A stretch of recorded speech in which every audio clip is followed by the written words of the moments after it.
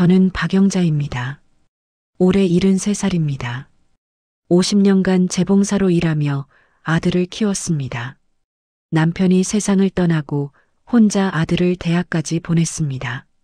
결혼 반지를 팔았고 금팔찌를 팔았고 손가락에 바늘 자국이 가득할 때까지 일했습니다.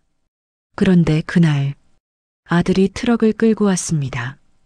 며느리와 함께. 엄마는 혼자 사니까 이런 거 필요 없잖아요. 텔레비전을 실었습니다. 냉장고를 실었습니다. 남편이 사준 그림들까지 모두 가져갔습니다.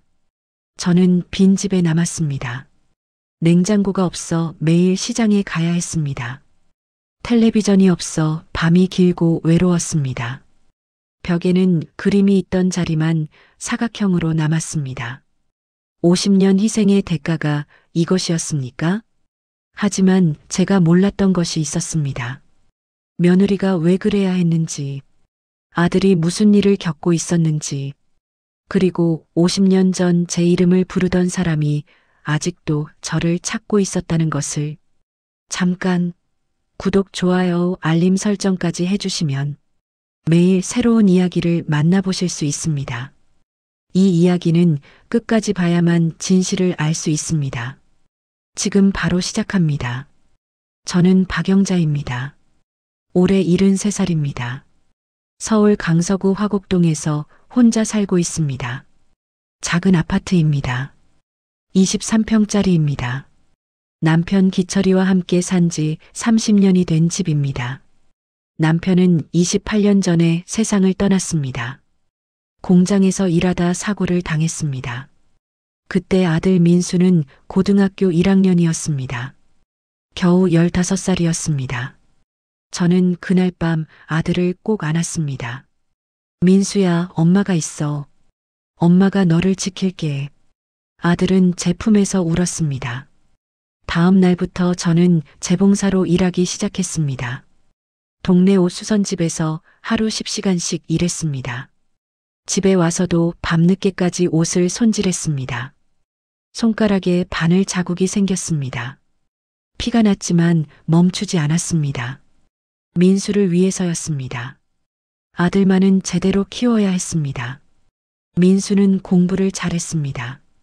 고등학교 내내 반에서 5등 안에 들었습니다. 대학에 가고 싶다고 했습니다. 공가대학에 가서 엔지니어가 되고 싶다고 했습니다. 엄마, 나 대학 갈 수 있을까? 민수가 조심스럽게 물었습니다. 그럼 당연하지. 저는 웃으며 대답했습니다. 하지만 속으로는 걱정이었습니다. 등록금이 만만치 않았습니다. 한 학기에 300만 원이 넘었습니다. 4년이면 2,400만 원입니다. 생활비까지 합치면 더 필요했습니다. 저는 결단을 내렸습니다. 결혼할 때 남편이 사준 금반지를 팔았습니다. 시어머니께 물려받은 금팔찌도 팔았습니다. 남편이 결혼 10주년에 사준 목걸이도 팔았습니다. 전부 합쳐서 800만 원이 나왔습니다. 첫 1년 등록금과 생활비였습니다.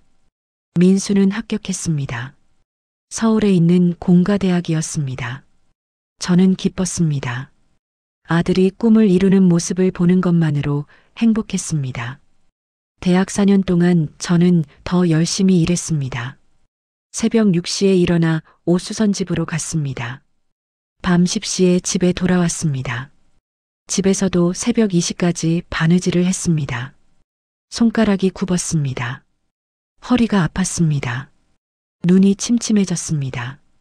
하지만 멈출 수 없었습니다. 민수는 졸업했습니다. 우등으로 졸업했습니다. 졸업식 날 검은 가운을 입은 아들이 저를 안았습니다. 엄마, 고마워요. 엄마 아니었으면 여기까지 못 왔어요. 저는 울었습니다. 모든 게 보상받는 느낌이었습니다. 민수는 대기업 건설회사에 취직했습니다. 처음엔 사원이었지만 열심히 일했습니다. 5년 만에 대리가 되었습니다. 10년 만에 과장이 되었습니다. 엄마, 이제 내가 돈 벌어. 엄마 일 그만두고 쉬어. 민수가 말했습니다. 저는 고개를 저었습니다. 아니야, 엄마는 일하는 게 좋아.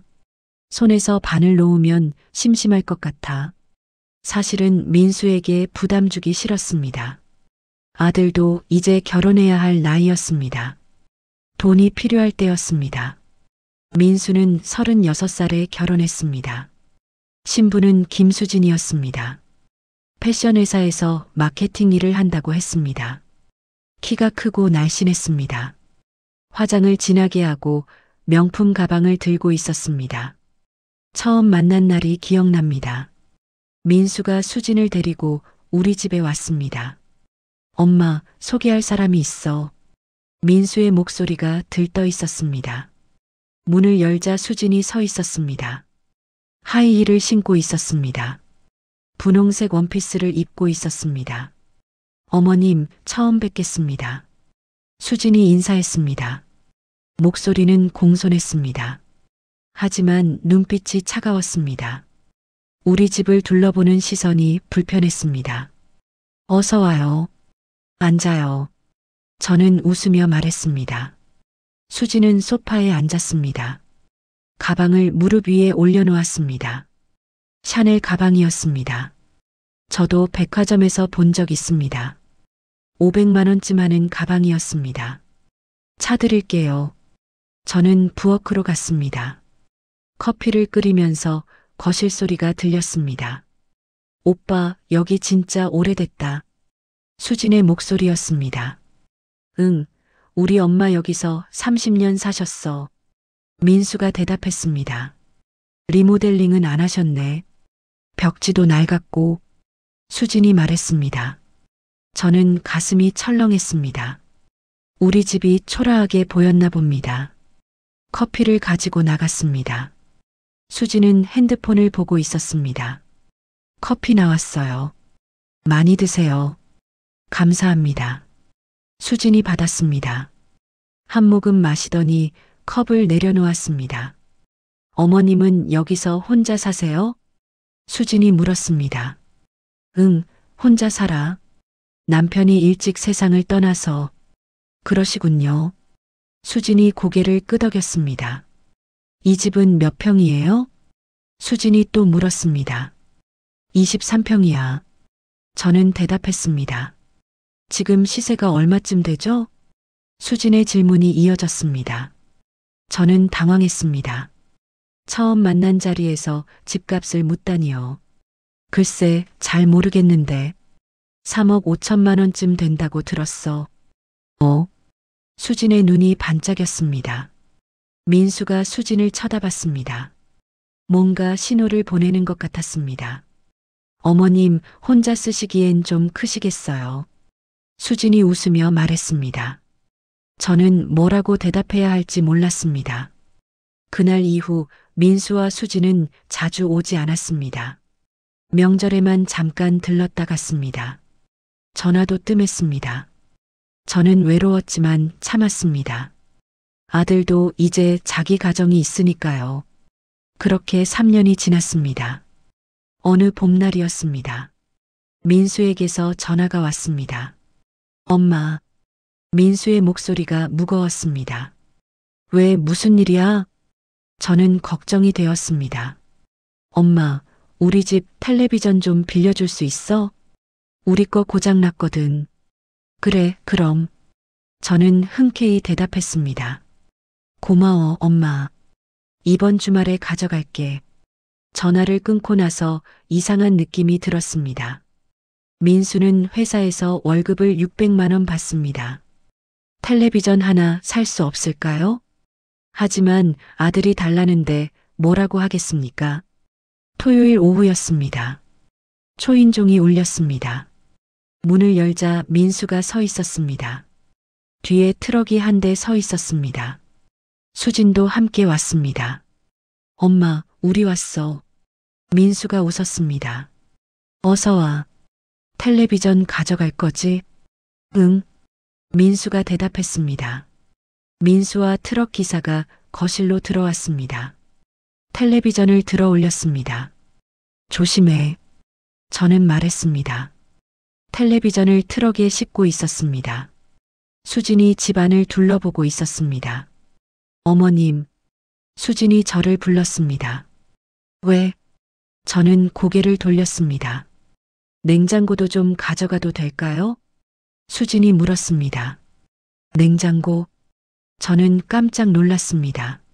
네, 우리 집 냉장고가 너무 작아서요. 어머님은 혼자 사시니까 작은 거면 되잖아요. 수진의 말에 저는 할 말을 잃었습니다. 민수야. 저는 아들을 불렀습니다. 민수가 돌아왔습니다. 엄마, 괜찮지? 우리가 정말 필요해. 민수가 말했습니다. 저는 고개를 끄덕였습니다. 아들이 필요하다는데 어떻게 거절하겠습니까? 냉장고를 트럭에 실었습니다. 소파도 가져갈게요. 수진이 또 말했습니다. 소파? 저는 놀라서 물었습니다. 네, 어머님 소파 상태가 좋아요. 우리 집 거는 너무 낡았어요. 저는 아무 말도 못했습니다. 소파도 나갔습니다. 거실벽에 걸려있던 그림도 나갔습니다. 남편이 결혼 기념일에 사준 산수화였습니다. 이 그림 정말 예쁘네요. 수진이 그림을 만지며 말했습니다. 그건 저는 말하려 했습니다. 어머님, 우리 새집 거실에 딱이에요. 수진이 웃었습니다. 민수는 아무 말도 하지 않았습니다. 그냥 트럭에 짐을 싣고 있었습니다. 2시간 만에 트럭이 가득 찼습니다. 텔레비전, 냉장고, 소파, 그림 3점, 식탁 의자 2개까지 나갔습니다. 엄마, 고마워. 민수가 말했습니다. 우리 곧 새 집으로 이사 가거든. 이것들이 정말 필요했어. 그래. 저는 겨우 대답했습니다. 어머님, 그럼 다녀올게요. 수진이 웃으며 말했습니다. 어머님은 혼자 사시니까 이런 거 필요 없잖아요. 수진의 마지막 말이 제 귀에 꽂혔습니다. 트럭이 출발했습니다. 저는 문 앞에 서서 트럭이 사라질 때까지 봤습니다. 그런데 트럭이 가기 직전이었습니다. 수진의 핸드폰이 울렸습니다. 창문이 열려 있어서 소리가 들렸습니다. 여보세요, 오빠. 수진의 목소리였습니다. 응, 알아. 조금만 더 기다려줘. 제발. 수진의 목소리가 떨리고 있었습니다. 뭔가 간절한 느낌이었습니다. 저는 고개를 갸웃했습니다. 하지만 곧 잊어버렸습니다. 집으로 돌아갔습니다. 거실이 텅 비어 있었습니다. 텔레비전이 있던 자리에 먼지만 쌓여 있었습니다. 냉장고가 있던 부엌 구석이 휑했습니다. 소파가 있던 거실이 너무 넓어 보였습니다. 벽에는 그림이 걸려 있던 자리만 사각형으로 남았습니다. 저는 그 자리에 주저앉았습니다. 눈물이 났습니다. 50년을 일했습니다. 손가락이 굽도록 바느질을 했습니다. 아들을 대학까지 보냈습니다. 그런데 이게 뭡니까? 제 집에서 제 물건들이 사라졌습니다. 아들과 며느리가 가져갔습니다. 혼자 사니까 필요 없다는 말만 남기고요. 저는 그날 밤 한숨도 자지 못했습니다. 빈 거실을 바라보며 밤을 새웠습니다. 다음 날 아침이었습니다. 눈을 뜨자마자 무언가 이상했습니다. 거실이 너무 조용했습니다. 평소엔 텔레비전에서 아침 뉴스 소리가 들렸습니다. 하지만 오늘은 아무 소리도 없었습니다. 텔레비전이 없으니까요. 부엌으로 갔습니다. 냉장고가 있어야 할 자리가 비어 있었습니다. 어제까지만 해도 거기 냉장고가 있었는데요. 저는 한숨을 쉬었습니다. 아침을 먹어야 했습니다. 평소엔 냉장고에서 반찬을 꺼냈습니다. 김치, 된장, 계란, 우유가 있었습니다. 하지만 이제 냉장고가 없습니다. 어제 남은 반찬은 상했을 겁니다. 저는 옷을 입고 시장으로 갔습니다. 계단을 내려가는데 무릎이 아팠습니다. 73살 몸이 예전 같지 않았습니다. 시장에서 계란 4개를 샀습니다. 우유 한 팩을 샀습니다. 식빵 한 봉지를 샀습니다. 냉장고가 없으니 조금씩만 사야 했습니다. 집에 돌아와 계란 하나를 삶았습니다. 식빵 한 조각과 함께 먹었습니다. 우유는 미지근했습니다. 차갑게 마실 수 없었습니다. 식사를 마치고 거실로 갔습니다. 소파가 없어서 바닥에 앉았습니다. 딱딱한 바닥이 엉덩이를 눌렀습니다. 텔레비전을 켜려다가 멈췄습니다. 텔레비전이 없다는 걸 잊었습니다. 할 일이 없었습니다. 그냥 벽을 바라봤습니다. 그림이 걸려있던 자리가 보였습니다. 사각형 자국만 남아 있었습니다. 남편이 사준 산수화였습니다. 결혼 10주년 기념으로 샀습니다. 20만 원이나 주고 샀습니다. 당시엔 큰 돈이었습니다. 여보, 우리 집도 이제 그림 하나쯤 있어야지. 남편이 웃으며 말했습니다. 그 목소리가 들리는 것 같았습니다. 저는 눈물을 닦았습니다.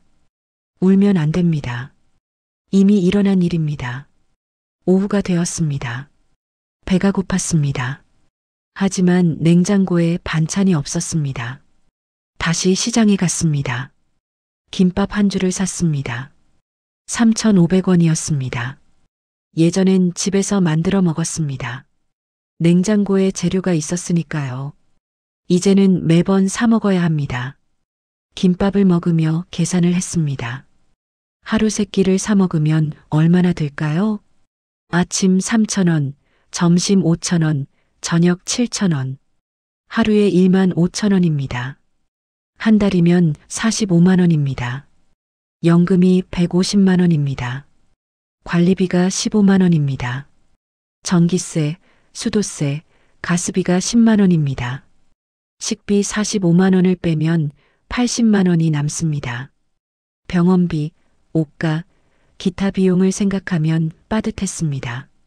예전엔 냉장고에 음식을 보관했습니다. 시장에서 재료를 사서 여러 끼 만들어 먹었습니다. 한 달 식비가 25만 원이면 충분했습니다. 이제는 2배가 들 겁니다. 저는 한숨을 쉬었습니다. 저녁이 되었습니다. 해가 지고 어두워졌습니다. 불을 켰습니다. 평소엔 이 시간에 텔레비전을 봤습니다. 저녁 8시 드라마를 봤습니다. 9시 뉴스를 봤습니다. 10시에 잠자리에 들었습니다. 하지만 오늘은 텔레비전이 없습니다. 할 일이 없었습니다. 창밖을 봤습니다. 건너편 아파트 창문에 불이 켜져 있었습니다. 가족들이 텔레비전을 보고 있을 겁니다. 함께 웃고 떠들 겁니다. 저는 혼자였습니다. 잠자리에 들었습니다. 아직 8시 30분이었습니다. 잠이 오지 않았습니다. 천장을 바라봤습니다. 남편 생각이 났습니다. 28년 전 그날이 생각났습니다. 병원에서 돌아오는 길이었습니다. 빗속을 걸었습니다. 민수를 안고 울었습니다. 민수야, 엄마가 너를 지킬게. 절대 굶기지 않을게. 좋은 대학 보낼게. 그 약속을 지켰습니다. 50년을 일했습니다. 손가락이 굽도록 바느질을 했습니다. 그런데 지금은요. 아들이 제 물건을 가져갔습니다. 며느리는 필요 없다고 했습니다. 저는 이불을 덮었습니다. 눈물이 베개를 적셨습니다. 일주일이 지났습니다. 저는 매일 시장을 갔습니다. 하루 먹을 것만 샀습니다. 집에 돌아오면 할 일이 없었습니다. 이웃 할머니가 찾아왔습니다. 402호에 사는 김말순 할머니였습니다. 나이는 저와 비슷했습니다. 영자야, 나 좀 들어가도 되니? 말순 할머니가 물었습니다. 그럼 들어와. 저는 문을 열어줬습니다. 말순 할머니가 거실을 둘러봤습니다. 눈이 커졌습니다. 영자야, 텔레비전 어디 갔어? 소파도 없네. 저는 대답하기 곤란했습니다. 이사 준비하니? 말순 할머니가 물었습니다. 아니, 저는 고개를 저었습니다. 그럼? 말순 할머니가 이상하다는 표정을 지었습니다. 아들이 좀 가져갔어. 저는 작게 말했습니다. 뭐? 말순 할머니가 눈을 크게 떴습니다. 아들 집에 필요하대. 그래서 빌려줬어. 빌려준 거야, 준 거야? 말순 할머니가 물었습니다. 저는 대답하지 못했습니다. 빌려줬다고 했지만 돌려받을 수 있을까요? 영자야. 말순 할머니가 제 손을 잡았습니다. 넌 너무 착해. 아들한테 이용당하는 거 아니야? 아니야. 저는 고개를 저었습니다. 민수는 착한 애야. 엄마 생각해서 그런 거 아니야. 말순 할머니는 한숨을 쉬었습니다. 여기 앉아. 말순 할머니가 바닥을 가리켰습니다. 우리는 바닥에 나란히 앉았습니다. 영자야, 솔직히 말해봐. 민수가 전화는 자주 하니? 아니. 저는 작게 대답했습니다. 얼마나 안 했는데? 한 달? 일주일. 저는 속삭였습니다. 일주일 전 짐을 가져간 후 민수는 전화를 하지 않았습니다. 엄마 괜찮아? 한마디도 없었습니다.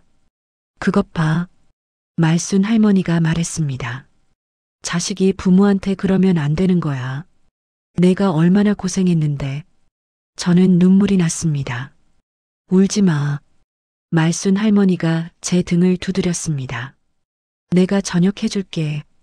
오늘은 우리 집에서 먹어. 아니야, 괜찮아. 저는 손을 저었습니다. 괜찮긴. 넌 냉장고도 없잖아.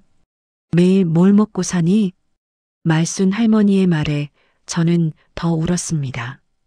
그날 저녁 말순 할머니 집에서 밥을 먹었습니다. 김치찌개와 밥이 나왔습니다.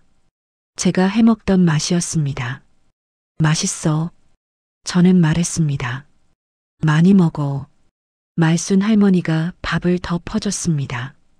밥을 먹으며 눈물이 또 났습니다. 이웃의 밥을 얻어먹는 신세가 되었습니다. 영자야. 말순 할머니가 불렀습니다. 응? 저는 고개를 들었습니다. 너 너무 야위었어. 일주일 만에 살이 엄청 빠졌어. 저는 거울을 본 적이 없어서 몰랐습니다. 원래 나 마른 편이야. 저는 웃으며 말했습니다. 아니야, 이건 아파 보여. 병원 가봐. 괜찮아. 저는 손을 저었습니다. 그날 밤 집에 돌아왔습니다. 거울을 봤습니다. 정말 살이 빠졌습니다. 얼굴이 푹 꺼졌습니다. 눈 밑에 그늘이 졌습니다. 저는 거울을 돌려놓았습니다. 보고 싶지 않았습니다. 2주가 지났습니다. 저는 매일 시장을 오갔습니다. 말순 할머니가 이틀에 한 번씩 음식을 가져다 줬습니다. 영자야, 이거 먹어. 김치찌개, 된장국, 미역국을 가져왔습니다. 저는 고마웠지만 부끄러웠습니다. 73년을 살았는데 이웃 밥을 얻어먹다니요. 민수에게 전화하고 싶었습니다. 하지만 전화를 들지 못했습니다. 뭐라고 말해야 할지 몰랐습니다. 아들아, 냉장고 돌려줘. 이렇게 말할 수 있을까요? 어느 날 오후였습니다. 민수에게서 전화가 왔습니다. 2주 만이었습니다. 엄마. 민수의 목소리였습니다. 민수야. 저는 반가웠습니다. 엄마, 괜찮아? 민수가 물었습니다. 응, 괜찮아. 저는 거짓말을 했습니다. 엄마, 미안한데. 민수의 목소리가 낮아졌습니다. 왜? 저는 불안했습니다. 우리 집 좀 담보로 잡을 수 있을까? 민수가 말했습니다. 뭐? 저는 깜짝 놀랐습니다. 은행에서 대출 받으려고 하는데 집 담보가 필요하대. 그때 뒤에서 소리가 들렸습니다. 여보, 그만해. 수진의 목소리였습니다. 잠깐만. 민수가 누군가에게 말했습니다. 전화가 끊어졌습니다. 저는 핸드폰을 들고 멍하니 서 있었습니다. 집을 담보로요. 제 집을요. 손이 떨렸습니다. 5분 후 민수에게서 다시 전화가 왔습니다. 엄마, 아까 그 얘기 잊어버려. 민수가 급하게 말했습니다. 민수야, 무슨 일이야? 저는 물었습니다. 아무것도 아니야. 그냥 착각이었어. 착각? 저는 이해할 수 없었습니다. 응, 엄마 건강 잘 챙겨. 나 바빠서 끊을게. 전화가 끊어졌습니다. 저는 핸드폰을 내려다봤습니다. 뭔가 이상했습니다. 민수가 집 담보를 말하다가 갑자기 끊었습니다. 수진이 그만해라고 소리쳤습니다. 무슨 일이 있는 걸까요? 하지만 저는 물어볼 용기가 없었습니다. 아들이 아무것도 아니다고 했으니까요. 그날 밤 잠을 이룰 수 없었습니다. 민수의 목소리가 계속 들렸습니다. 집을 담보로. 혹시 민수가 돈이 필요한 걸까요? 혹시 빚이 있는 걸까요? 저는 걱정이 되었습니다. 하지만 제가 할 수 있는 일이 없었습니다. 다음 날 아침 말순 할머니가 찾아왔습니다. 미역국을 들고 왔습니다. 영자야, 이거 먹어. 말순 할머니가 건넸습니다. 고마워. 저는 받았습니다. 영자야. 말순 할머니가 진지한 표정으로 말했습니다. 응? 저는 고개를 들었습니다. 넌 이렇게 살면 안 돼. 병 나겠어? 저는 대답하지 못했습니다. 민수한테 전화해. 내 상황 말해. 말순 할머니가 말했습니다. 괜찮아.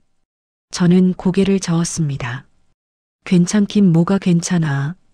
넌 지금 굶고 있잖아. 말순 할머니의 말이 맞았습니다. 저는 하루 한 끼만 제대로 먹었습니다. 나머지는 빵 한 조각으로 때웠습니다. 민수도 바쁠 거야. 저는 변명했습니다. 말순 할머니는 한숨을 쉬었습니다. 알았어. 내가 계속 음식 갖다 줄게. 넌 일단 잘 먹어. 고마워. 저는 말했습니다. 말순 할머니가 돌아갔습니다. 저는 미역국을 데웠습니다. 따뜻한 국이 목으로 넘어갔습니다. 눈물이 또 났습니다. 이렇게 사는 게 맞는 걸까요? 50년을 일했는데요. 아들을 위해 모든 걸 희생했는데요. 지금 저는 이웃의 동정에 의지하고 있습니다. 제 집에서 제 물건도 없이 살고 있습니다. 저는 창밖을 봤습니다. 하늘이 흐렸습니다. 비가 올 것 같았습니다. 3주가 지났습니다. 저는 여전히 혼자였습니다. 민수는 전화하지 않았습니다. 저도 전화하지 않았습니다. 말순 할머니가 계속 음식을 가져다 줬습니다. 제가 없으면 저는 굶었을 겁니다. 어느 목요일 오후였습니다. 우편함을 확인하러 내려갔습니다. 계단이 가파랐습니다. 무릎이 아팠지만 참았습니다. 우편함을 열었습니다. 전기세 고지서가 있었습니다. 광고 전단지도 몇 장 있었습니다. 그런데 큰 봉투 하나가 눈에 띄었습니다. 두꺼운 크림색 봉투였습니다. 고급스러워 보였습니다. 발신인을 봤습니다. 김앤파트너스 법률사무소라고 적혀 있었습니다. 제 가슴이 철렁했습니다. 법률사무소요. 혹시 민수가 무슨 일을 저질렀나요? 혹시 빚 때문에 고소당한 건가요? 손이 떨렸습니다. 집으로 올라갔습니다. 숨이 찼습니다. 계단이 너무 가팔랐습니다. 집에 들어와 문을 닫았습니다. 소파가 없어서 바닥에 앉았습니다. 봉투를 뜯었습니다. 안에 2장의 편지가 들어 있었습니다. 하나는 인쇄된 편지였습니다. 다른 하나는 손으로 쓴 편지였습니다. 먼저 인쇄된 편지를 받습니다. 박영자님께 저희는 강동영님의 법률 대리인입니다. 강동영님께서 박영자님을 찾고 계셨습니다. 동봉된 편지를 확인해 주시기 바랍니다. 김재훈 변호사 드림. 저는 눈을 깜빡였습니다. 강동혁. 그 이름을 본 순간 심장이 멈추는 것 같았습니다. 강동혁. 55년 전 제가 사귀던 남자였습니다. 제 첫사랑이었습니다. 손이 떨렸습니다. 손으로 쓴 편지를 펼쳤습니다. 글씨가 정갈했습니다. 또박또박 써 있었습니다. 사랑하는 영자에게. 첫 줄을 읽는 순간 눈물이 났습니다. 이 편지를 쓰는 지금 내 손이 떨리고 있습니다. 50년이 넘는 세월이 흘렀지만 당신은 여전히 내 마음속에 살아 있습니다. 나는 강동혁입니다. 당신을 기억하고 있을지 모르겠습니다. 우리가 18살이었을 때 만났습니다. 화곡동 버스 정류장에서였습니다. 당신은 흰색 블라우스를 입고 있었습니다. 머리를 뒤로 묶고 있었습니다. 햇빛에 당신 얼굴이 빛났습니다. 나는 그 순간 당신에게 반했습니다. 우리는 6개월을 사귀었습니다. 매일 저녁 한강을 걸었습니다. 손을 잡고 미래를 이야기했습니다. 나는 한의사가 되겠다고 했습니다. 당신은 재봉사가 되고 싶다고 했습니다. 하지만 운명이 우리를 갈라놓았습니다. 나는 대구로 가야 했습니다. 한의대에 합격했기 때문입니다. 당신은 어머니를 돌봐야 했습니다. 어머니께서 편찮으셨으니까요. 우리는 편지를 주고받기로 약속했습니다. 하지만 내가 바보였습니다. 학업에 바빠 편지를 소홀히 했습니다. 어느 날부터 당신의 편지가 오지 않았습니다. 나는 겁이 났습니다. 당신을 잃을까봐 두려웠습니다. 하지만 용기가 없었습니다. 전화할 용기도 없었습니다. 그렇게 시간이 흘렀습니다. 나는 다른 여자를 만났습니다. 한의대 동기였습니다. 결혼했습니다. 하지만 영자, 솔직히 말할게요. 나는 당신을 잊은 적이 없습니다. 아내와 행복했지만 가끔 당신 생각이 났습니다. 18살에 우리가 걷던 한강이 생각났습니다. 당신의 웃음소리가 들리는 것 같았습니다. 2년 전 아내가 세상을 떠났습니다. 암이었습니다. 아내는 훌륭한 사람이었습니다. 40년을 함께했습니다. 하지만 아내가 떠나기 전 말했습니다. 당신, 나 떠나면 그 사람 찾아봐. 첫사랑 말이야. 당신이 가끔 그 사람 생각한다는 거 알아? 나는 울었습니다. 아내는 웃었습니다. 괜찮아. 당신이 행복하면 나도 행복해. 아내가 떠난 후 나는 결심했습니다. 당신을 찾기로요. 나는 탐정을 고용했습니다. 2년이 걸렸습니다. 드디어 당신을 찾았습니다. 서울 강서구 화곡동에 살고 있다고 들었습니다. 영자, 나는 지금 75살입니다. 당신은 73살이겠죠. 우리는 늙었습니다. 하지만 마음은 여전히 18살입니다. 나는 한의사로 성공했습니다. 한의원을 5개 운영했습니다. 은퇴하며 모두 팔았습니다. 부동산 투자도 했습니다. 경제적으로 여유가 있습니다. 하지만 돈이 무슨 소용입니까? 혼자 살면요. 큰 집에 혼자 있으면 외롭습니다. 아침에 일어나도 인사할 사람이 없습니다. 저녁을 먹어도 대화할 사람이 없습니다. 영자, 나를 만나주겠습니까? 50년이 지났지만 당신을 보고 싶습니다. 목소리를 듣고 싶습니다. 함께 차 한 잔 마시고 싶습니다. 이 편지에 내 전화번호를 적어두었습니다. 010-8765-4321입니다. 언제든지 전화해 주세요. 기다리겠습니다. 영원히 당신을 기억하는 강동혁. 편지를 다 읽고 나서 저는 한참을 울었습니다. 바닥에 주저앉아 소리내어 울었습니다. 동혁? 18살 때 사귀던 그 남자.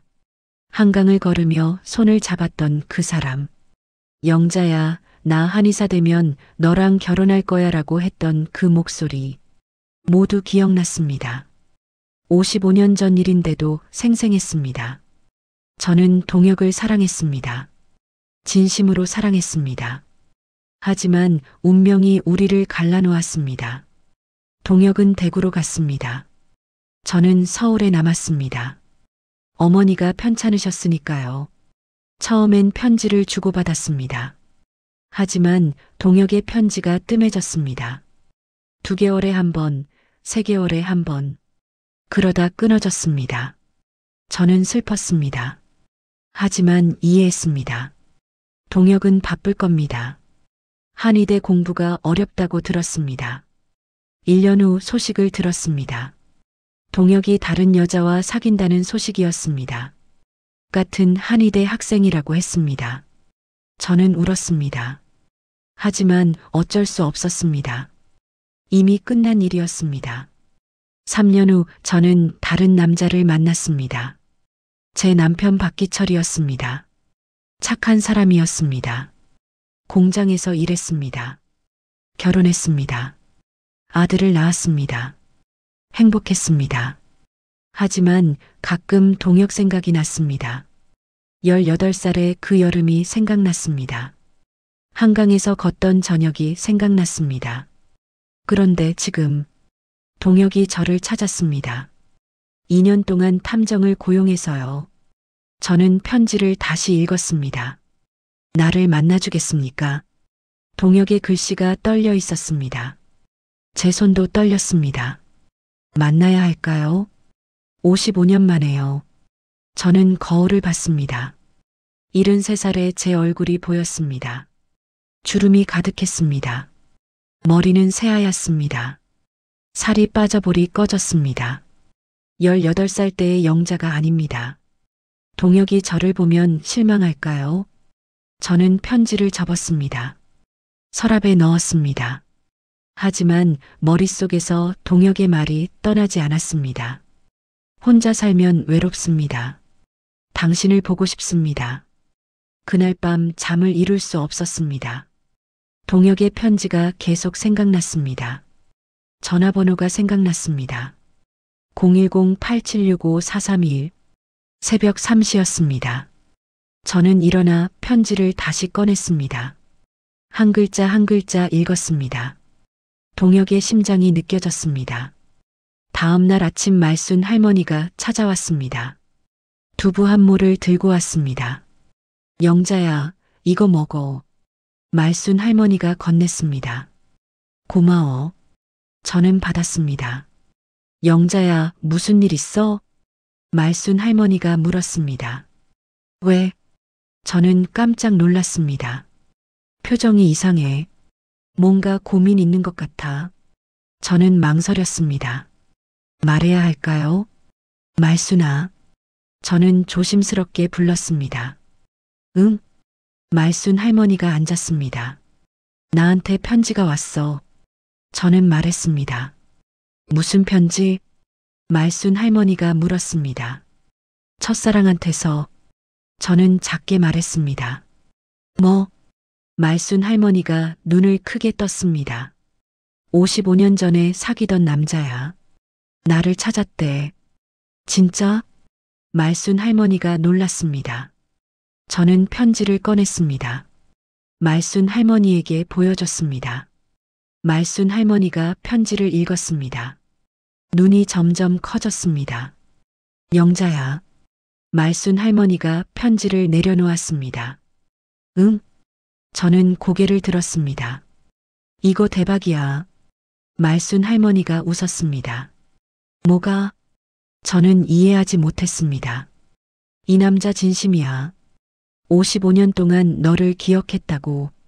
2년 동안 탐정까지 고용했다고. 말순 할머니가 설명했습니다.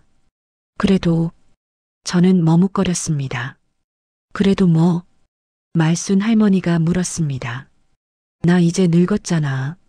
주름도 많고 머리도 하얗고. 저는 걱정했습니다. 바보야. 말순 할머니가 웃었습니다. 그 사람도 75살이야. 너랑 똑같이 늙었어. 주름도 있고 머리도 하얗겠지. 말순 할머니의 말이 맞았습니다. 그리고 영자야. 말순 할머니가 제 손을 잡았습니다. 진짜 사랑은 얼굴을 보는 게 아니야. 마음을 보는 거야. 그 사람은 55년 동안 내 마음을 기억했어. 저는 울컥했습니다. 전화해봐. 말순 할머니가 말했습니다. 무서워. 저는 솔직하게 말했습니다. 뭐가 무서워?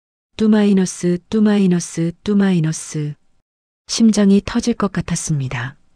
세 번째 신호음 후 전화가 연결되었습니다. 여보세요. 남자 목소리가 들렸습니다. 낮고 부드러운 목소리였습니다. 저는 숨을 멈췄습니다. 여보세요? 목소리가 다시 들렸습니다. 동혁 씨. 저는 겨우 말했습니다. 전화 너머가 조용해졌습니다. 3초쯤 지났습니다. 영자. 동혁의 목소리가 떨렸습니다. 영자야, 정말 너야? 동혁이 물었습니다. 응. 저는 대답했습니다. 영자. 동혁이 울먹였습니다. 편지 받았어. 저는 말했습니다. 그래, 고마워. 전화해줘서 고마워. 동혁의 목소리가 따뜻했습니다. 저는 말을 이었습니다. 응? 동혁이 기다렸습니다. 나 만나고 싶어. 저는 용기를 냈습니다. 전화 너머에서 한숨 소리가 들렸습니다. 안도의 한숨이었습니다. 나도 만나고 싶어, 영자야. 55년 동안 기다렸어. 동혁이 말했습니다. 저는 눈물이 났습니다. 73년 인생에서 처음으로 누군가 저를 기다렸다고 말했습니다. 동혁과 약속을 잡았습니다. 이틀 후 토요일 오후 2시였습니다. 장소는 강남구에 있는 호텔 레스토랑이었습니다. 영자야, 편한 곳으로 정할게. 거기 조용하고 좋아. 동혁이 말했습니다. 전화를 끊고 나서 저는 멍하니 앉아 있었습니다. 이틀 후에 동혁을 만납니다. 55년 만에요. 말순 할머니가 제 어깨를 두드렸습니다. 잘했어, 영자야. 용기 낸 거 자랑스러워. 말순 할머니가 웃었습니다. 하지만 저는 불안했습니다. 무엇을 입어야 할까요? 머리는 어떻게 해야 할까요? 말순 할머니가 제 마음을 읽은 듯 말했습니다. 내일 미용실 가자. 머리 좀 하고 옷도 새로 하나 사자. 돈이 없는데. 저는 걱정했습니다. 내가 빌려줄게. 나중에 갚으면 돼. 말순 할머니가 말했습니다. 다음 날 금요일이었습니다. 말순 할머니와 함께 미용실에 갔습니다. 30년 만에 가는 미용실이었습니다. 어떻게 해드릴까요? 미용사가 물었습니다. 파마 좀 해주세요. 얼굴이 밝아 보이게요. 말순 할머니가 대신 대답했습니다. 3시간이 걸렸습니다. 거울을 보니 다른 사람 같았습니다. 하얀 머리에 부드러운 웨이브가 생겼습니다. 예쁘다, 영자야. 말순 할머니가 웃었습니다. 미용실을 나와 옷가게에 갔습니다. 백화점은 너무 비쌌습니다. 동네 옷가게로 갔습니다. 연보라색 블라우스를 샀습니다. 검은색 바지를 샀습니다. 전부 15만 원이었습니다. 내가 낼게. 말순 할머니가 카드를 꺼냈습니다. 미안해. 저는 고개를 숙였습니다. 괜찮아. 나중에 동혁 씨한테 밥 한 끼 얻어먹으면 돼. 말순 할머니가 농담했습니다. 토요일이 왔습니다. 아침부터 긴장되었습니다. 밥이 목으로 넘어가지 않았습니다. 12시에 옷을 입었습니다. 새로 산 연보라색 블라우스와 검은색 바지였습니다. 거울을 봤습니다. 그래도 늙어 보였습니다. 일시에 집을 나섰습니다. 호텔까지 지하철로 1시간이 걸렸습니다. 호텔에 도착했습니다. 입구가 너무 컸습니다. 유리문이 반짝였습니다. 문지기가 문을 열어줬습니다. 어서 오세요. 문지기가 고개를 숙였습니다. 저는 당황했습니다. 이런 곳은 처음이었습니다. 로비로 들어갔습니다. 샹들리에가 천장에 매달려 있었습니다. 대리석 바닥이 반짝였습니다. 피아노 소리가 들렸습니다. 레스토랑은 3층이라고 했습니다. 엘리베이터를 탔습니다. 거울이 사방에 있었습니다. 제 모습이 여러 개 보였습니다. 3층에서 내렸습니다. 레스토랑 입구가 보였습니다. 라 매종이라고 적혀 있었습니다. 안으로 들어갔습니다. 직원이 다가왔습니다. 예약하셨나요? 직원이 물었습니다. 강동혁 씨 이름으로. 저는 떨리는 목소리로 말했습니다. 아, 네. 이쪽으로 오세요. 직원이 안내했습니다. 창가 자리였습니다. 한강이 보였습니다. 햇빛이 강물에 반짝였습니다. 그리고 그곳에 한 남자가 서 있었습니다. 회색 정장을 입고 있었습니다. 머리는 하얗게 새었습니다. 키는 여전히 컸습니다. 남자가 고개를 돌렸습니다. 우리 눈이 마주쳤습니다. 동혁이었습니다. 55년이 지났지만 알 수 있었습니다. 그 눈빛을요. 따뜻하고 부드러운 눈빛을요.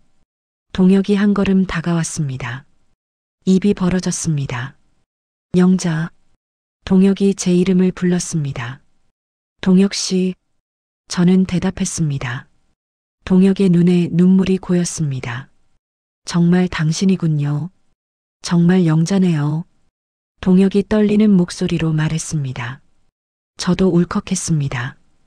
동혁이 두 팔을 벌렸습니다. 저는 망설였습니다. 하지만 한 걸음 다가갔습니다. 동혁이 저를 안았습니다. 따뜻했습니다. 55년 만에 포옹이었습니다. 보고 싶었어요. 동혁이 속삭였습니다. 저도요. 저는 울었습니다. 한참을 안고 있었습니다. 시간이 멈춘 것 같았습니다. 동혁이 먼저 물러났습니다. 앉아요. 동혁이 의자를 빼줬습니다. 저는 앉았습니다. 동혁도 마주 앉았습니다.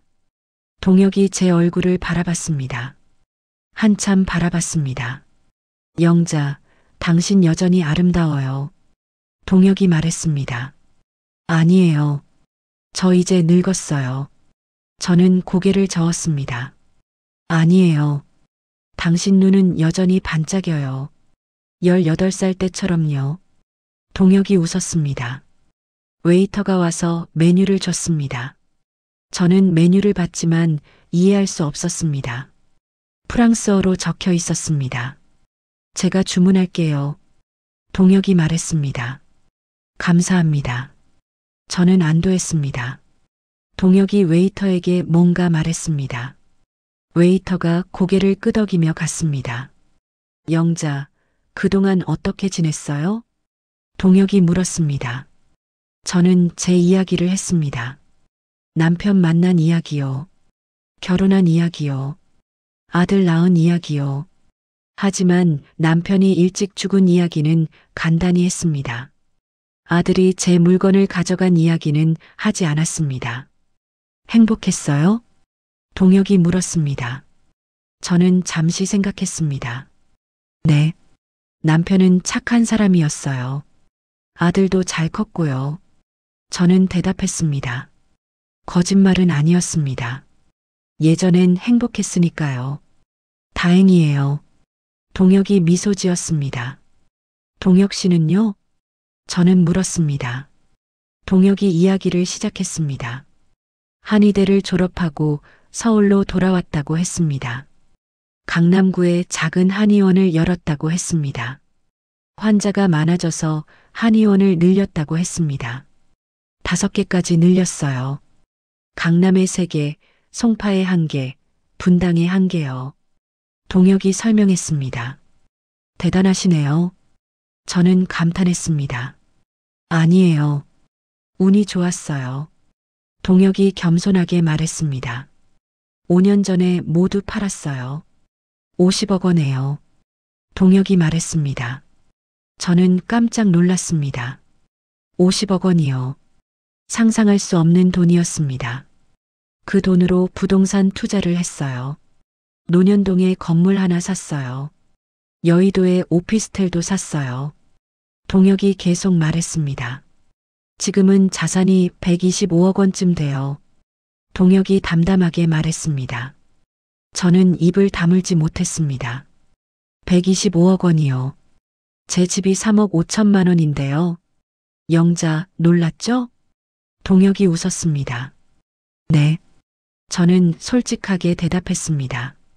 하지만 영자, 동혁이 제 손을 잡았습니다. 돈이 뭐가 중요해요? 혼자 살면 의미가 없어요. 동혁의 눈이 슬펐습니다. 아내가 떠나고 2년 동안 혼자였어요. 큰 집에 혼자 있으면 너무 외로워요. 아침에 일어나도 인사할 사람이 없어요. 저녁 먹어도 대화할 사람이 없어요. 동혁의 말에 제가 공감했습니다. 저도 그랬으니까요. 음식이 나왔습니다. 스테이크와 샐러드였습니다. 예쁘게 담겨 있었습니다. 드세요. 동혁이 말했습니다. 저는 포크와 나이프를 들었습니다. 어색했지만 먹었습니다. 맛있었습니다. 입에서 살살 녹았습니다. 식사하며 우리는 계속 이야기했습니다. 55년 동안의 이야기를요. 웃기도 하고 울기도 했습니다. 3시간이 지났습니다. 벌써 옷이었습니다. 영자, 동혁이 진지하게 말했습니다. 네. 저는 고개를 들었습니다. 저와 함께 살아요. 동혁이 말했습니다. 저는 깜짝 놀랐습니다. 네. 저는 다시 물었습니다. 저와 함께 살아요. 제 집은 커요. 3층짜리 단독주택이에요. 정원도 있어요. 동혁이 설명했습니다. 혼자 살기엔 너무 커요. 당신이 필요해요. 동혁이 제 손을 꽉 잡았습니다. 하지만 저는 망설였습니다. 하지만 뭐예요? 동혁이 물었습니다. 우리 이제 만난 지 3시간밖에 안 됐잖아요. 저는 걱정했습니다. 영자, 동혁이 웃었습니다. 우리 55년 전에 만났어요. 오늘은 재회예요. 처음 만남이 아니에요. 동혁의 말이 맞았습니다. 그리고 영자, 동혁이 진지해졌습니다. 우리 이제 나이가 몇이에요? 저는 75살, 당신은 73살이에요. 시간이 얼마 안 남았어요. 동혁의 말에 제 가슴이 뭉클했습니다. 미루면 안 돼요. 후회하게 돼요. 동혁이 말했습니다. 저는 생각했습니다.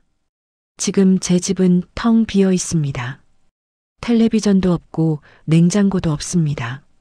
아들은 전화도 하지 않습니다. 동혁은 저를 찾았습니다. 2년 동안 탐정을 고용해서요. 저를 필요로 합니다. 좋아요. 저는 대답했습니다.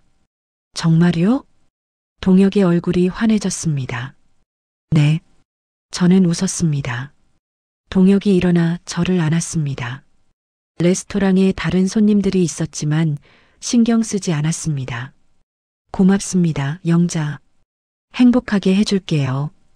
동혁이 약속했습니다. 그날 저녁 동혁이 저를 집까지 태워줬습니다. 검은색 제네시스였습니다. 새 차 냄새가 났습니다. 이게 제 집이에요. 저는 아파트를 가리켰습니다. 여기서 30년 사셨다고요? 동혁이 물었습니다. 네. 저는 대답했습니다. 내일 제 집 보러 올래요? 동혁이 물었습니다. 네. 저는 고개를 끄덕였습니다. 10시에 데리러 올게요. 동혁이 웃었습니다. 집에 들어가니 말순 할머니가 기다리고 있었습니다. 어땠어? 말순 할머니가 달려왔습니다. 좋았어.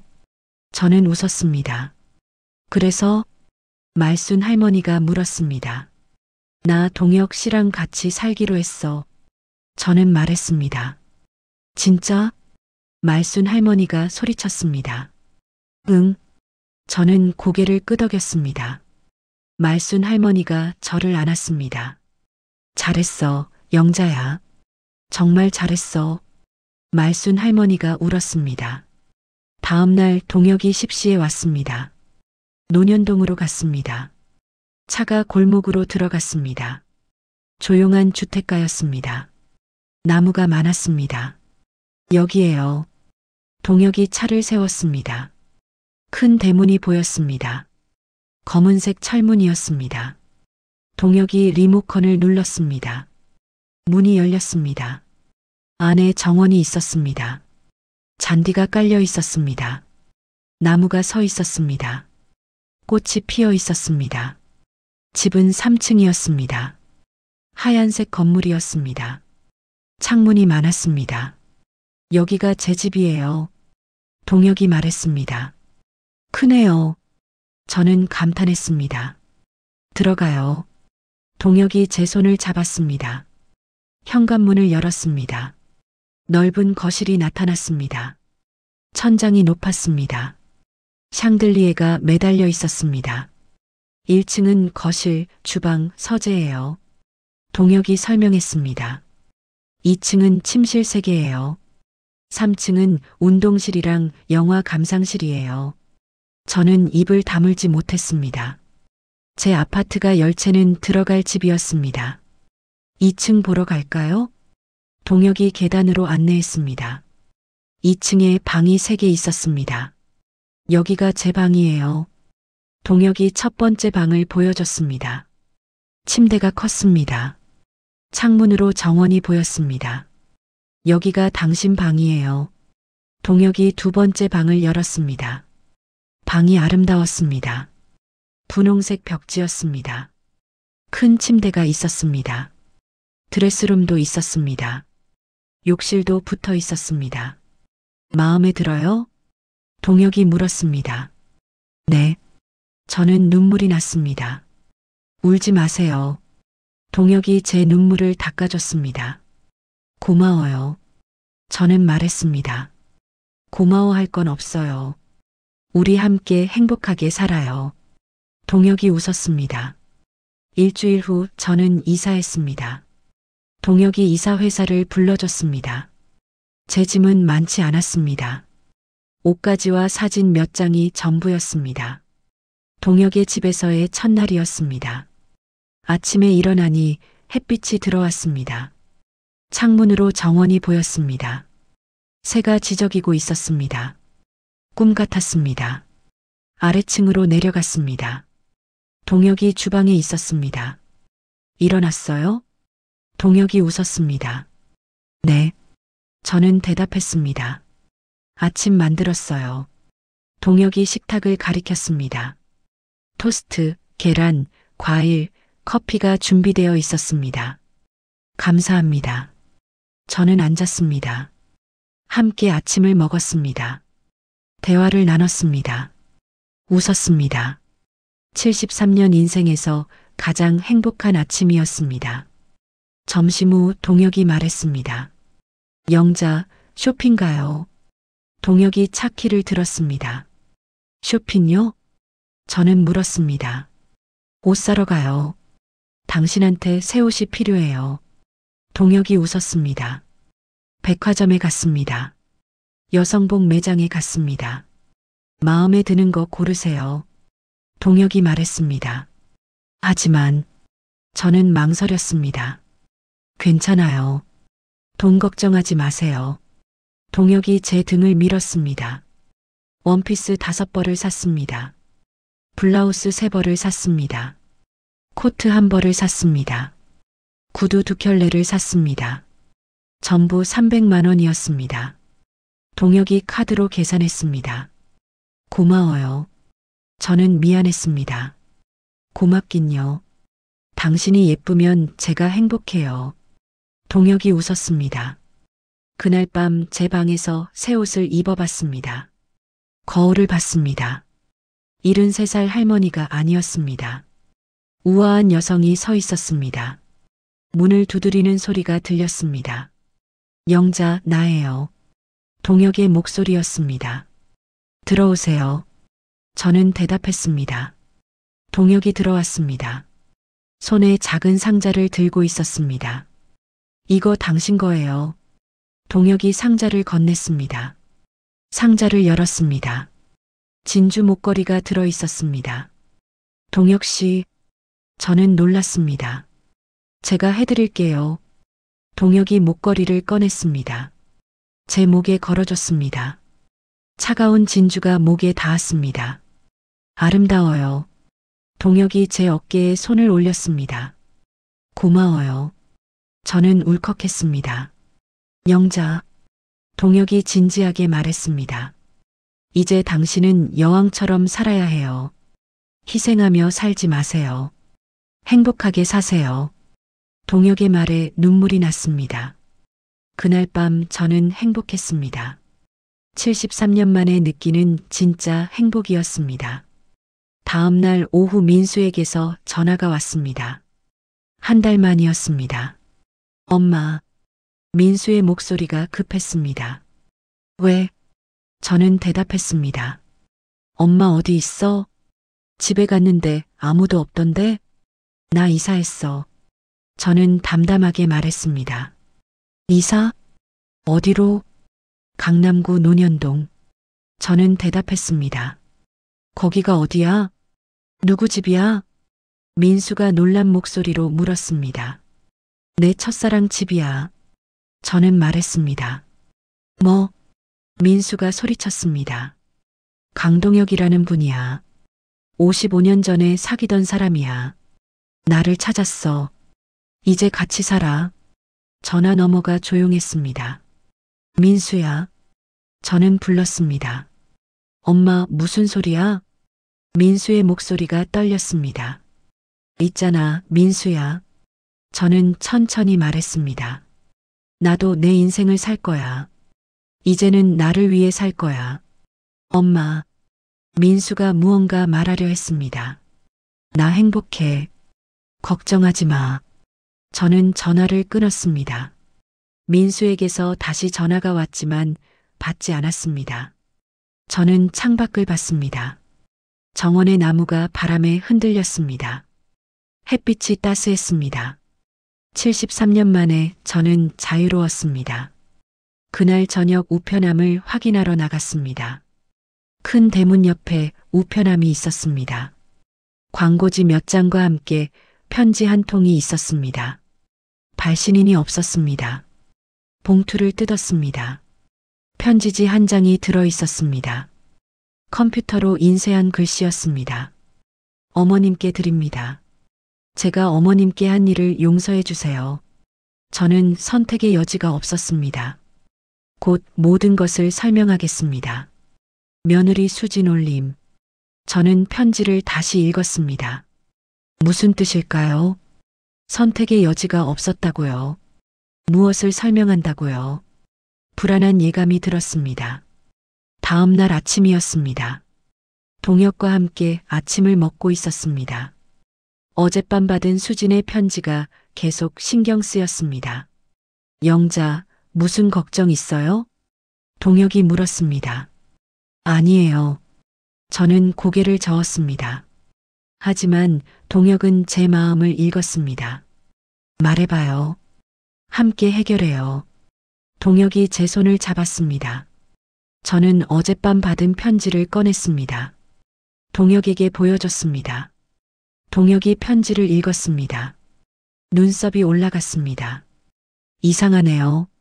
뭔가 숨은 사정이 있는 것 같아요. 동혁이 말했습니다.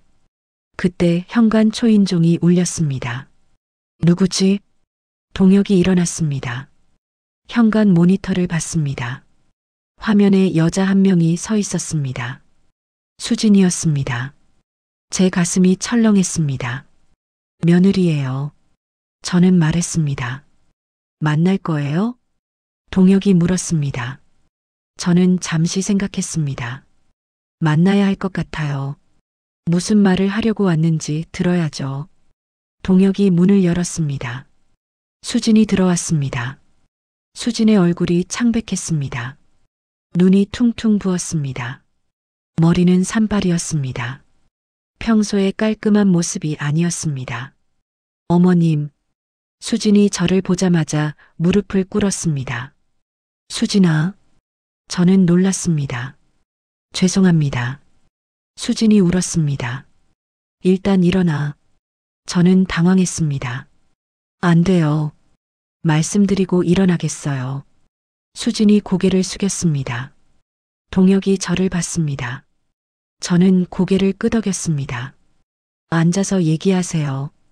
동혁이 의자를 가져왔습니다. 수진이 겨우 일어나 앉았습니다. 손이 떨리고 있었습니다. 수진아, 무슨 일이야? 저는 물었습니다. 수진이 한참 울었습니다. 말을 시작하기까지 5분이 걸렸습니다. 어머님, 수진이 떨리는 목소리로 말했습니다. 제가 어머님께 한 일은 용서받을 수 없어요. 하지만 제 사정을 들어주세요. 저는 귀를 기울였습니다. 3개월 전 일이에요. 수진이 말을 시작했습니다. 민수 오빠가 사업 실패를 했어요. 지인과 함께 작은 무역 사업을 시작했는데 실패했어요. 빚이 5천만 원 생겼어요. 저는 가슴이 철렁했습니다. 민수가 빚이 있었다니요. 은행에서 대출이 안 됐어요. 신용등급이 낮아서요. 수진이 계속 말했습니다. 그때 제 오빠가 나타났어요. 김태섭이요. 수진이 오빠 이름을 말할 때 몸이 떨렸습니다. 오빠는 고리대 금업자예요. 폭력 조직과 연루되어 있어요. 저는 숨을 죽였습니다. 오빠가 민수 오빠에게 5천만 원을 빌려줬어요. 하지만 이자가 말도 안 됐어요. 월 500만 원이었어요. 제가 빠르게 계산했습니다. 월 500만 원이면 연 6천만 원입니다. 원금보다 이자가 더 많습니다. 민수 오빠 월급이 600만 원이에요. 이자 내고 나면 100만 원밖에 안 남아요. 생활을 할 수가 없었어요. 수진의 목소리가 떨렸습니다. 3개월 후 민수 오빠가 이자를 못 냈어요. 그때 오빠가 협박했어요. 수진이 울먹였습니다. 오빠가 어머님 집을 노렸어요. 어머님 집이 3억 5천만 원이잖아요. 그걸 넘기면 빚을 탕감해 주겠다고 했어요. 저는 입을 다물지 못했습니다.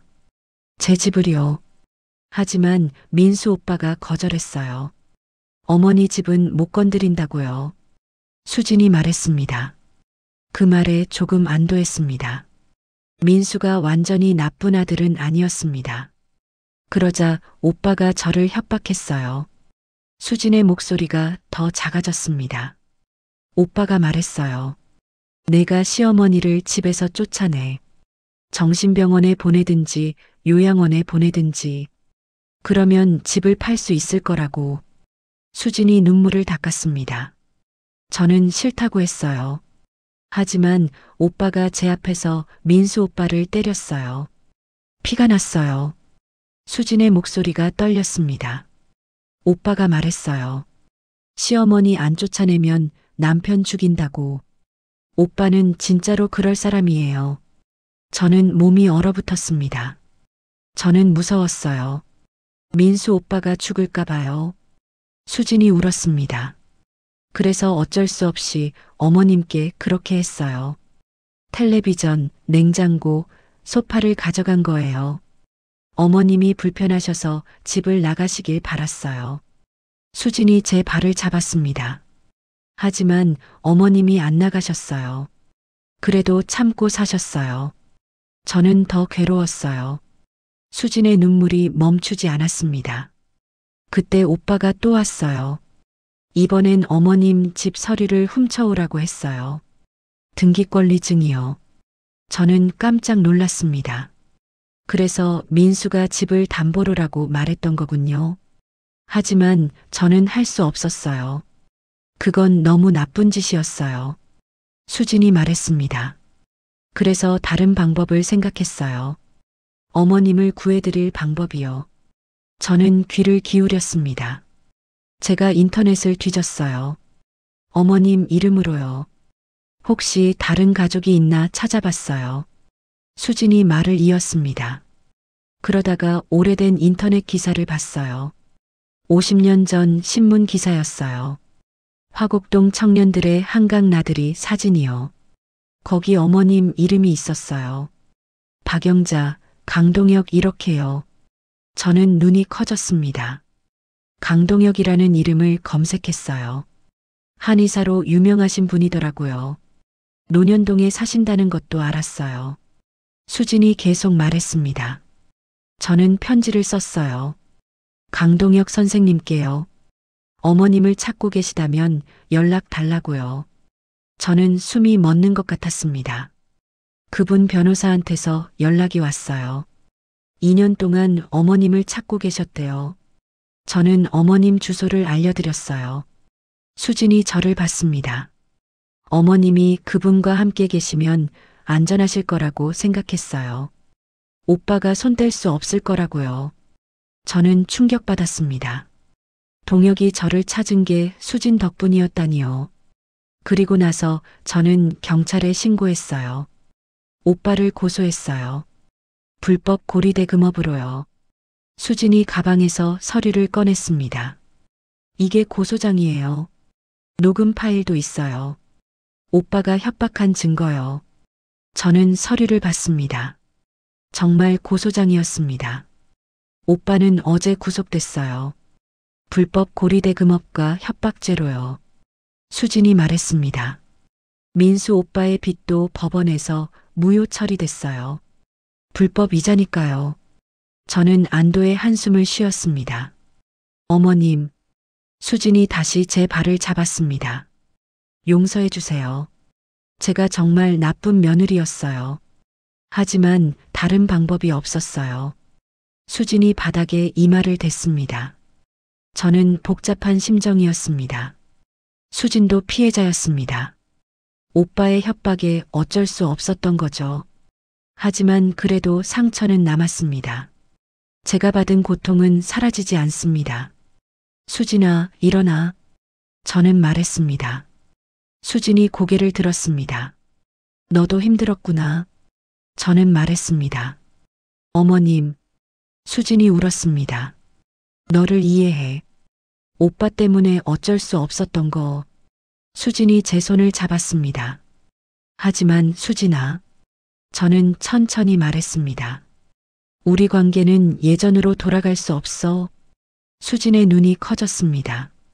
나는 이제 내 인생을 살 거야. 동혁 씨와 함께. 너희는 너희끼리 잘 살아. 저는 확고하게 말했습니다. 하지만 어머님, 수진이 말하려 했습니다. 나를 이해해줘. 나도 이제 행복할 자격이 있어. 50년을 아들 위해 살았어. 이제는 나를 위해 살고 싶어. 제 말에 수진이 고개를 숙였습니다. 알겠어요. 어머님, 수진이 작게 말했습니다. 가끔 연락할게. 완전히 관계를 끊는 건 아니야. 하지만 예전처럼은 아니야. 저는 선을 그었습니다. 그때 현관 초인종이 다시 울렸습니다. 동혁이 모니터를 봤습니다. 민수 씨네요. 동혁이 말했습니다. 들어오라고 해주세요. 저는 말했습니다. 민수가 들어왔습니다. 얼굴이 상했습니다. 왼쪽 눈 밑에 멍이 들어 있었습니다. 엄마. 민수가 저를 보자 울었습니다. 민수야. 저는 놀랐습니다. 민수가 제 앞에 무릎을 꿇었습니다. 엄마 미안해. 내가 못난 아들이야. 민수가 바닥에 이마를 댔습니다. 엄마를 지키지 못했어. 엄마가 고생하는 걸 알면서도 모른 척했어. 정말 미안해. 민수의 목소리가 떨렸습니다. 일어나. 저는 말했습니다. 민수가 고개를 들었습니다. 눈이 빨갛게 충혈되어 있었습니다. 민수야. 저는 말했습니다. 너도 힘들었구나. 엄마. 민수가 울었습니다. 하지만 민수야. 저는 계속 말했습니다. 엄마는 이제 내 안전망이 아니야. 너도 이제 독립해야 해. 혼자 힘으로 살아야 해. 민수가 고개를 끄덕였습니다. 알아, 엄마. 이제 엄마한테 의지하지 않을게. 내 힘으로 살게. 민수가 약속했습니다. 좋아. 저는 민수의 어깨를 두드렸습니다. 엄마는 너희를 용서해. 하지만 거리는 둘 거야. 가끔 만나자. 하지만 깊은 관계는 아니야. 제 말에 민수와 수진이 고개를 숙였습니다. 알겠습니다, 어머님. 수진이 대답했습니다. 엄마가 행복하면 나도 행복해. 민수가 말했습니다. 두 사람이 일어나 나갔습니다. 문이 닫혔습니다. 저는 동혁을 봤습니다. 잘했어요, 영자. 동혁이 저를 안았습니다. 힘들었죠? 동혁이 물었습니다. 아니에요. 오히려 후련해요. 저는 대답했습니다. 이제 정말 자유해요. 저는 웃었습니다. 1년이 지났습니다. 저는 동혁과 결혼했습니다. 작은 결혼식이었습니다. 말순 할머니와 몇몇 친구들만 초대했습니다. 민수 가족도 왔습니다. 하지만 멀찌감치 앉아 있었습니다. 예전처럼 가깝지 않았습니다. 결혼 후 동혁과 저는 세계를 여행했습니다. 일본, 프랑스, 이탈리아, 스페인을 다녔습니다. 74살에 처음 비행기를 탔습니다. 파리의 에펠탑을 봤습니다. 로마의 콜로세움에 갔습니다. 민수는 작은 아파트로 이사했습니다. 전세 2억 원짜리였습니다. 예전보다 작지만 빚은 없었습니다. 민수는 열심히 일했습니다. 승진도 했습니다. 차장이 되었습니다. 수진도 다시 직장을 구했습니다. 작은 회사였지만 성실하게 다녔습니다. 그들은 가끔 연락했습니다. 한 달에 한 번쯤요. 명절에 얼굴을 봤습니다. 하지만 깊은 이야기는 나누지 않았습니다. 저는 그게 편했습니다. 적당한 거리가 좋았습니다. 어느 가을날이었습니다. 동혁과 정원을 거닐고 있었습니다. 단풍이 붉게 물들었습니다. 영자. 동혁이 제 손을 잡았습니다. 응? 저는 고개를 돌렸습니다. 행복해요? 동혁이 물었습니다. 저는 잠시 생각했습니다. 지난 1년을 되돌아봤습니다. 매일 아침 동혁과 함께 일어났습니다. 함께 아침을 먹었습니다. 함께 산책했습니다. 함께 여행했습니다. 함께 웃었습니다. 네. 저는 대답했습니다. 정말 행복해요. 나도. 동혁이 웃었습니다. 55년을 기다린 보람이 있어요. 동혁이 제 이마에 입을 맞췄습니다. 저는 하늘을 봤습니다. 구름 한 점 없이 맑았습니다. 새가 날아가고 있었습니다. 74년을 살았습니다. 50년을 희생하며 살았습니다. 하지만 마지막 1년은 제 것이었습니다. 그리고 깨달았습니다. 인생은 희생만으로 이루어지지 않는다는 것을요. 나를 사랑하는 것도 중요하다는 것을요. 행복해질 자격이 누구에게나 있다는 것을요. 늦었다고 생각할 때가 가장 빠른 때입니다. 73살에 시작한 제 인생은 지금이 가장 아름답습니다. 민수에게서 가끔 사진이 옵니다. 아들 가족의 일상이 담긴 사진들입니다. 저는 웃으며 봅니다. 하지만 더 이상 그리워하지 않습니다. 제 옆에 동혁이 있으니까요. 제 인생이 있으니까요. 오늘도 저는 행복합니다. 내일도 행복할 겁니다. 남은 인생 내내 행복할 겁니다. 이것이 제 이야기입니다. 50년을 희생하고 73살에 찾은 진짜 행복의 이야기입니다. 그리고 여러분께 말씀드리고 싶습니다. 늦은 때란 없습니다. 당신도 행복해질 자격이 있습니다. 지금 시작하세요.